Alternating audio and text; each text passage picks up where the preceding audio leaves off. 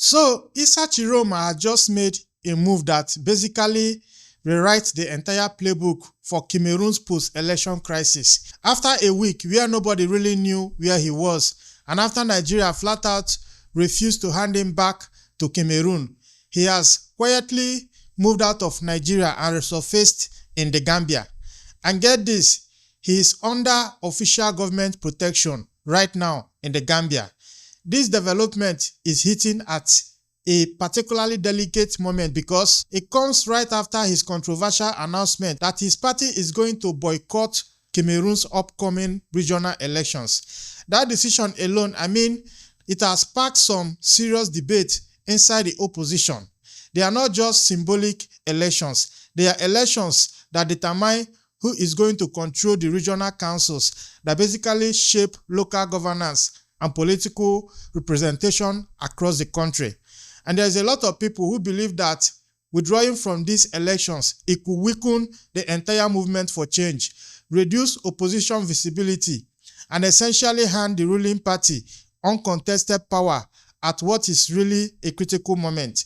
So when Tchiroma relocates to the Gambia, we are not just talking about a personal safety decision. This affects the entire strategy for political change in Cameroon. His new location means diplomacy continues, but through his newly appointed spokesperson, Barrister Alice Nkom, the message stays clear. Tchiroma believes he won that October election and that power belongs to the people who voted for him. Now we are seeing questions arise about what comes next for a movement that had gained all this momentum during the presidential race and now risk losing ground if key institutions are left entirely in the hands of the ruling party. In today's episode, we are going to break down why Tchiroma left Nigeria, why the Gambia stepped in, and what this means for the opposition future, especially as Cameroon approaches these important regional elections. Let's get into it. In a video I made last week, I talked extensively about the diplomatic row between Cameroon and Nigeria. Nigeria's refusal to extradite Issa Tchiroma has now led to what has become a major regional development as the opposition figure has officially resurfaced in the Gambia under government protection. The Gambian government confirmed on November 23rd that Tchiroma arrived in the country on November 17th, and they are saying he is being hosted temporarily purely on humanitarian grounds. This announcement came after what was really a dramatic week where Nigerian authorities had initially detained Tchiroma in Yola, Adamawa State, following information from Cameroon security forces. And Cameroon, they described him as a dangerous criminal. They even had a special squad reportedly in Nigeria ready to bring him back home. Through his spokesperson Alice Nkom, we are getting details about why Tchiroma left Cameroon in the first place. According to Nkom, Yaoundé sent military forces to actually attack Tchiroma's residence following the disputed elections. The security threat was real, it was immediate, and it forced him to leave the country to save his life. But here is where it gets interesting.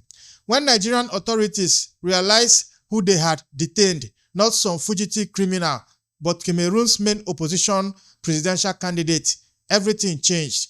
Nigeria halted the agreed extradition.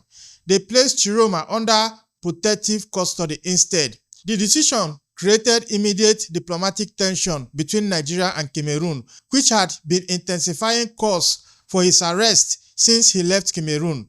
Nigeria's move was grounded in, clear legal reality. The two countries don't have formal bilateral extradition treaty, and Nigeria's National Commission for Refugee Act actually prohibits returning refugees or asylum seekers to territories where their life or freedom will be threatened. Now in Gambia, Tchiroma is operating from what is essentially neutral territory, while regional partners, including Nigeria, they are working towards what Banjul calls a peaceful and negotiated resolution to Cameroon's political standoff. But this relocation, it can't really be understood without examining the political decisions that shifted Cameroon's entire opposition landscape before he left the country. Tchiroma made one decision that a lot of people within the opposition are criticizing. They don't like that decision. Tchiroma made a declaration to boycott Cameroon's upcoming regional elections, which has ignited what has become urgent debate about the future of political change in Cameroon.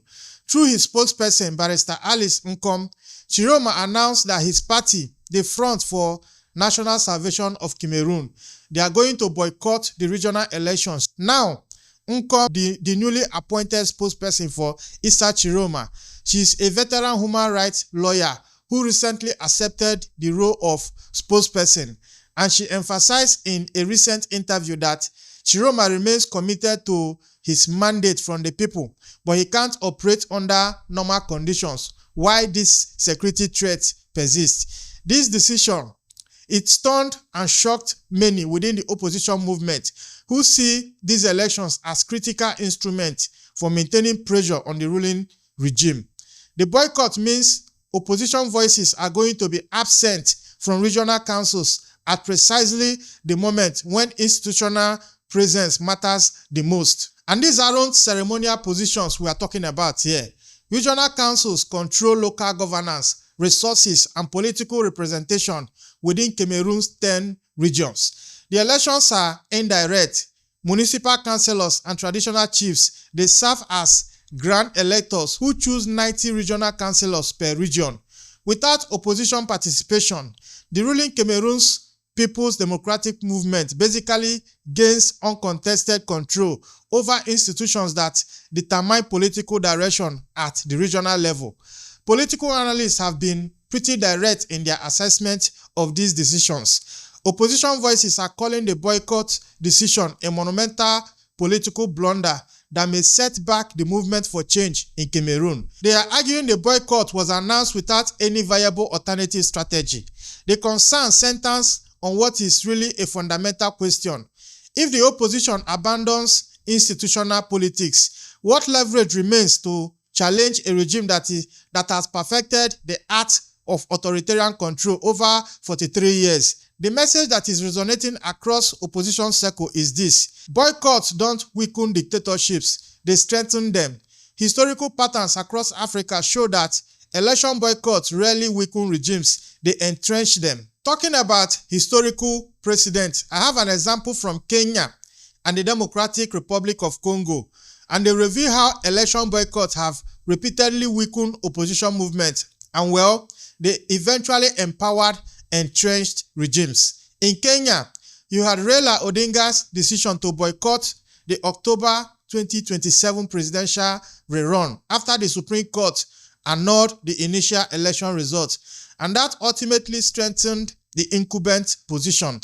Despite valid concerns about electoral reforms, the boycott handed President Uhuru Kenyatta what was basically an easy victory with minimal turnout and zero competitive pressure. Odinga later had to negotiate from a position of weakness, and he eventually joined a power-sharing arrangement that diluted opposition accountability. The boycott achieved none of its stated objective and instead normalized the very electoral system it was trying to challenge. In the Democratic Republic of Congo, boycott strategies produced what were really devastating results. When opposition groups boycotted various elections, it allowed President Joseph Kabila to consolidate power without facing his strongest challengers. Opposition fragmentation and selective boycotts, they enabled Kabila to manipulate results and eventually orchestrate succession through backroom deals rather than genuine electoral competition. The boycott removed opposition parties from parliament precisely when institutional presence was needed the most to challenge the authoritarian overreach. Movements lose visibility, protection under electoral law, and most critically, negotiating power when transitions eventually arrive. The historical record is, for lack of a better word, unambiguous. Boycotts create vacuums that authoritarian regimes fill with devastating efficiency. In her interview, Alice Nkom acknowledged these realities, but maintained that Tchiroma's current focus is on ensuring conditions exist for him to exercise the mandate the people gave him on October 12th election. These lessons, they become even more urgent when you examine them against Cameroon's uniquely hardened political system. Now, let me talk about Cameroon's political system, because Cameroon's political structure remains one of the most rigid in Central Africa. They have deep military loyalty to the ruling establishment and limited space for any form of insurrectional change. Despite social media claims and opposition hopes, the military hierarchy remains firmly loyal to President Paul Biya and the system that has controlled Cameroon since 1982. The Elite Rapid Intervention Battalion, established in 2001, it functions effectively as a presidential protection force, with its leadership handpicked by Paul Biya himself. Key security positions from the Presidential Guard to the National Police to Armed Forces Command, they are all fed by trusted loyalists. Alice Nkom was pretty blunt about this reality in her recent interview. When asked about military support for Tchiroma, she explained that Biya currently controls the army, the police, and the gendarmerie, the entire security apparatus. This control enabled the regime to send forces to attack Tchiroma's residence and makes it impossible for him to safely return to Cameroon under current conditions. Nkom also addressed speculations about Paul Biya's intentions, stating clearly that his personal project is to die in power, something Tchiroma understood when he decided to challenge him. This isn't Mali, Burkina Faso, or Niger, where junior officers could mobilize against aging civilian leaders. Cameroon's security apparatus, it is structured specifically to prevent such scenarios, with overlapping layers of surveillance, patronage networks, and ethnic balancing designed to neutralize potential military challenges. Fear, surveillance, and repression, they dominate the political atmosphere. No foreign power is coming to intervene on behalf of Cameroon's opposition. This reality forces what is really a critical question. What strategy remains viable for the opposition in Cameroon right now? Political analysts and activists increasingly agree that electoral participation remains the only viable pathway for Cameroon's opposition to challenge the regime and maintain national visibility. Opposition presence in elections disrupts the ruling party's monopoly narrative. When civil society groups and opposition parties deployed observers during October presidential votes, they created documented evidence of irregularities that observers couldn't easily dismiss. The numbers revealed implausible turnout rates in conflict zones, dead individuals on voter rolls, and systematic concerns about electoral processes. These documentations forced international observers to acknowledge concerns, even if they ultimately accepted the result. Participation matters because it maintains legal standing to challenge results, fight complaints, and demand transparency. Boycotting elections, they removes all these protections. Opposition parties that withdraw, they have no observers at polling stations, no legal basis to contest these election results, and no platform to expose irregularities in real time. The regime, they simply take advantage of the withdrawal and fill the vacuum, conducting elections with predetermined outcomes that face no scrutiny or accountability. This is where Tchiroma's message through Alice Nkom becomes particularly important. Nkom emphasized repeatedly that the responsibility now lies with the people who elected Tchiroma. According to her, the people of Cameroon exercised their sovereignty on October 12th by voting, but they need to complete the process by creating conditions for their elected leader to assume office. The October presidential race demonstrated this dynamic. Despite losing according to official results, Tchiroma's campaign forced national and international attention on the election process. That visibility came through participation, not boycott. The boycott that Tchiroma just announced, it throws away the only available pressure tool the opposition possesses in a system where all other avenues for change remain blocked. And with Cameroon approaching an inevitable political transition, this choice becomes even more critical. Now, let me talk about the looming transition in Cameroon, because believe it or not, one way or the other, this transition, it will happen. Paul Biya is approaching 100 years. Nobody lives on this earth forever. So there is a looming transition in Cameroon shaped by President Paul Biya's advanced age. It could reshape national power structures. Article 6 of Cameroon's constitution establishes a clear succession process. When the president dies or becomes permanently incapacitated, the Senate president assumes temporary leadership and has to organize fresh elections. This becomes the entire battleground for determining Cameroon's political future. Parliament, particularly the Senate, it transforms into transitional authority with power to influence election rules and timelines. If the opposition boycotts regional elections and remains absent from other institutional positions, they are going to have minimal representation when any transition, and believe it or not, when that transition moment arrives, the opposition may not have local representation. This is a problem for the future of Cameroon. I believe this is a wrong decision by Tchiroma. Now, the ruling party will now control transitional institutions, meaning they will write procedures without opposition input, oversight, or accountability. They will determine who can run, under what conditions, and with what electoral safeguards. History across Africa shows that whoever controls transitional institutions, they significantly influence transition outcomes. Cameroon now faces this reality with a 92-year-old president whose health always generates constant speculations. Paul Biya spent much of his time abroad, rarely appears in public, and governs through electronic signatures and decrees. Political observers note that real authority now rests with key party officials and family members. In her interview, Alice Nkom acknowledged these realities, stating that as long as Tchiroma lives, he disturbs Biya's conscience, or should I say, suggesting the regime views him as an existential threat.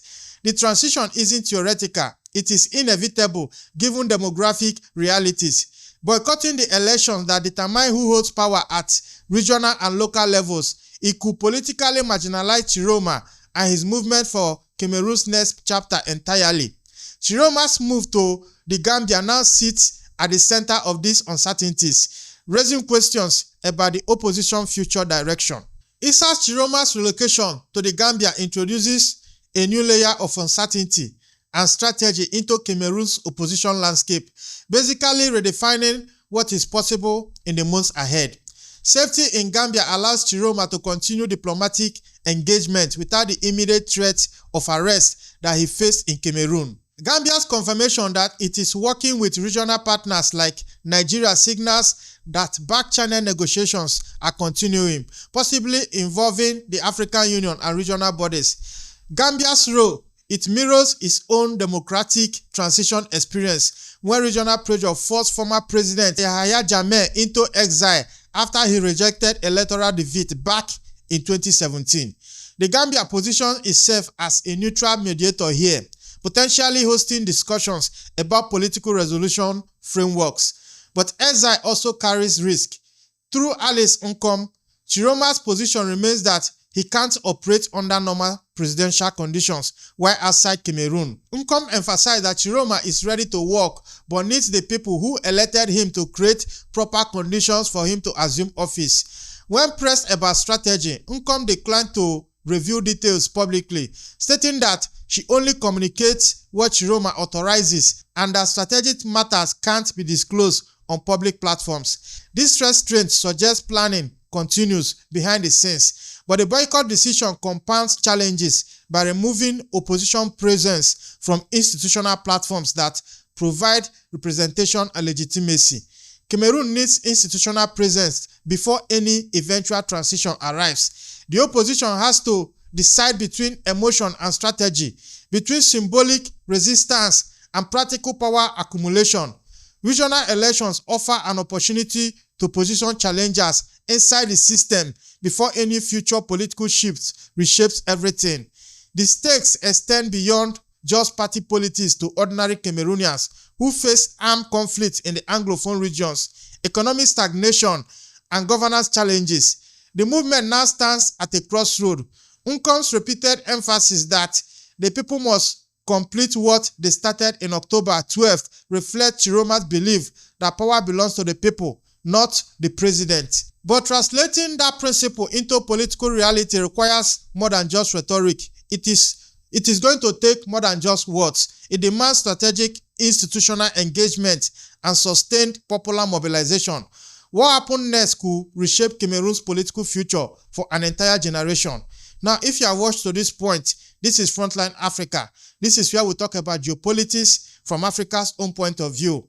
If you have been following my channel, you will know I always provide regular updates about everything that is happening in Cameroon's political landscape. And this latest move by Issa Tchiroma, boycotting regional elections, a lot of people within the opposition are not happy about it, and for good reasons. Because, like I mentioned earlier, transition is coming to Cameroon one way or the other. Biya wants to die in office. This is according to Nkom, the newly appointed spokeswoman for Issa Tchiroma. She said that Biya's end goal is to die in office. She doesn't want to live one single day not being the president of Cameroon. This is what he wants to do. His dream right now, his long-term plan is to die in office. But that is going to happen one way or the other because nobody lives forever. The man is close to 100 years. At some point, we are going to face this reality. And from what I can see right now in Cameroon, Paul Biya is probably going to get away with this election theft. The fraud is probably going to stick. I don't think there's much the current opposition in Cameroon can do. Issa Tchiroma is not even in the country. He has basically left Cameroonians with the bulk of the job. He's basically throwing the challenge to the people of Cameroon. What I can understand from this interview is that Tchiroma is saying, Cameroonians voted for me on October 12th. He believes that he won the election, but from the reality on ground, there is nothing he can do right now to assume the office of the president of Cameroon. He's not telling Cameroonians, you guys elected me. It is now your duty. It is now rest on you guys to make it possible for me to come back to Cameroon and become president. Now, it is all good on paper, but let's face fact. I can't see any possibility of it happening right now. Cameroonians, Biya has control of the military. He has control of the police, and he controls every institution of state. So tell me, how will the people of Cameroon actually physically force for Biya to relinquish power? Because that is the only thing it takes now. Biya has covered all the legal bases. The only thing left right now is to physically force his hand. Right now, the people of Cameroon don't have that power. They don't have any military behind them. Although there were reports that there are some factions of the military in Cameroon that are supporting Issa Tchiroma. But from what we can see, the reality on ground is proving that Paul Biya controls the military 100%. He controls the police. He controls every institution. He basically controls the law court. He can send anyone to jail. He can crack down any protest, and he can shut down any kind of resistance to his rule. His dream of dying in office, ladies and gentlemen, that might be a possibility. But the question that remains is what happens next? What happens when that day comes? What happens when that day of transition happens? Because right now, boycotting local elections means that the opposition will have no role when that transition comes. And this is dangerous for Cameroon. It means that Paul Biya could even order that when that day comes, that they should hand over power to his son, Frank Biya. And with the opposition out of the picture, who can stop it? Nobody can stop it. We saw it in Togo. We saw it in Chad. These things, they happen. This is Africa. Yes, this is Africa. So, Issa Tchiroma, his life is at stake when he returns to Cameroon. There's not much he can do. He is now saying that the people of Cameroon should be the one to make it possible. Now, if you're in Cameroon, this is your country. Maybe tell us the reality on ground on the comment section. Tell us if you guys can be able to pull this challenge that Tchiroma is giving you guys to do. Make it possible for him to come back to Cameroon and assume the office of the president. Can you guys achieve this? Tell us in the comment section.